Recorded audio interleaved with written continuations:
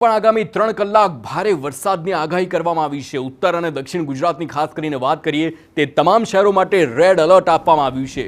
બનાસકાંઠા, મહેસાણા, સાબરકાંઠા, અરવલ્લીમાં ભારે વરસાદની આગાહી છે। સુરત, તાપી, ડાંગ, નવસારી અને વલસાડમાં પણ વરસાદનું રેડ એલર્ટ આપવામાં આવ્યું છે। આ આગામી 3 કલાકની આગાહી છે। ઉત્તર અને દક્ષિણ ગુજરાત માટે આ તમામ જિલ્લાઓ છે ઉત્તર અને દક્ષિણ ગુજરાતના તે તમામમાં આગામી 3 કલાક ભારેથી અતિ ભારે વરસાદની આગાહી કરવામાં આવી છે।